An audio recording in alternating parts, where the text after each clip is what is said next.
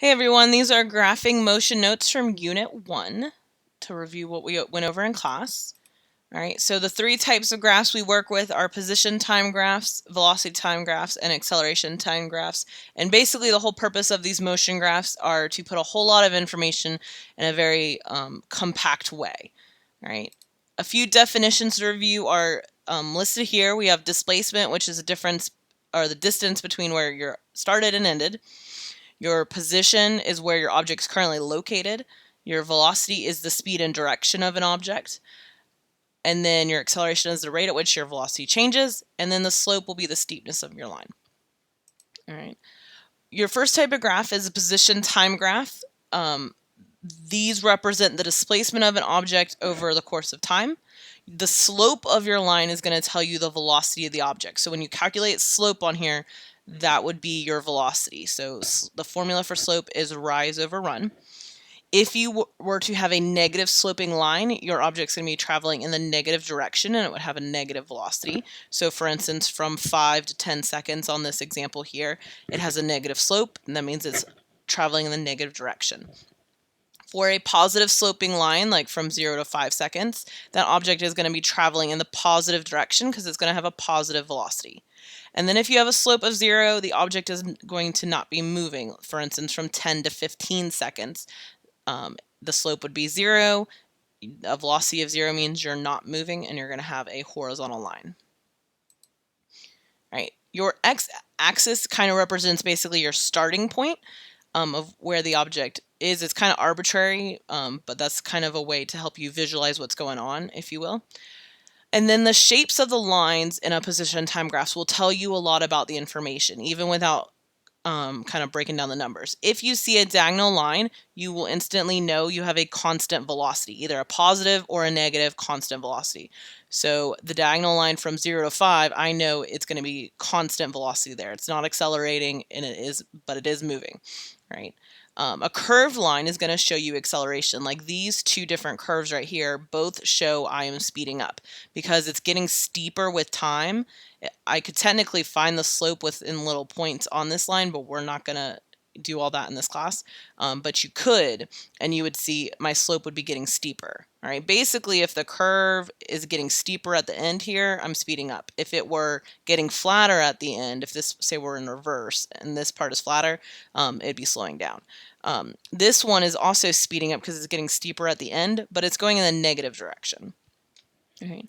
And then again, if you have a horizontal line, you're not moving. So from 10 to 15 seconds up here, you have a horizontal line, a slope of 0, you're going to not be moving. So you, without even looking at the numbers here, these shapes will tell you a lot. All right, learn those three things, those three shapes, because it'll make this a little easier. All right, let's break down each of these graphs here and go over them real quick to help you understand some of the shapes. So we're going to describe the motion for each of these graphs real quick. So for A, we have a diagonal line. It would be positively sloping because it's going up in the graph. So that means it has a constant velocity moving in the positive direction. For B, we also have a constant velocity, but since it has a negative slope, it's moving in the negative direction.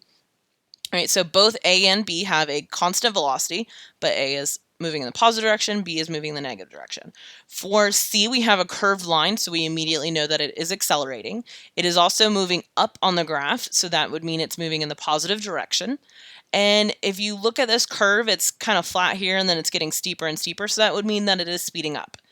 All right, so we are moving in the positive direction, we are speeding up as we are accelerating. All right.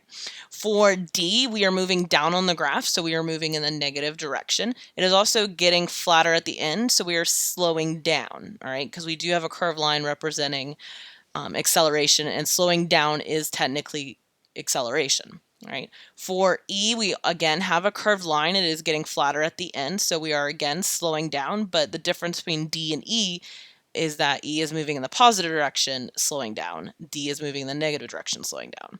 All right, then F is moving in the negative direction because it's going down on the graph, and then it's getting steeper at the end, so it's speeding up. So this is speeding up while moving in the negative direction. So both C and F are speeding up. C is moving in the positive, F is moving in the negative, all right? But you'll notice at the ends how they're both steeper at the end. That shows you that they're speeding up. For D and E, they're both slowing down because they're getting flatter at the ends. All right, for G, we have a horizontal line. It's sitting technically on the x-axis, even though it's kind of hard to tell. It is just not moving at all, sitting kind of on your starting point. All right. Then H is also not moving, and it's sitting above in the positive direction from your starting point, and I would be sitting like behind your starting point, but G, H, and I are all not moving. All right, so anytime you see a horizontal line, it means you're not moving. All right, next graph is a velocity time graph. They show the velocity of your object, obviously, versus the time. The slope on a velocity graph is going to represent your acceleration. So when you calculate slope, you are calculating acceleration. Your x-axis will equal a velocity of 0. You'd have to be on the x-axis to not be moving. All right. Your shapes of your lines, you're only going to have two different ones, diagonal and horizontal. There are no curved lines on a velocity time graph. A diagonal line is now going to represent uniform acceleration or constant accelerating. It will be accelerating. If you have a horizontal line, it'll represent constant velocity, meaning no acceleration. All right. If your horizontal line is sitting on the x-axis or at 0, it would also mean no motion. All right. We also now will be able to calculate the area between the line and the x-axis. So for instance, between this line and the x-axis, we'll be calculating area, and that's going to tell you the distance or how far your object has traveled. All right, and we'll get there later in the notes. All right.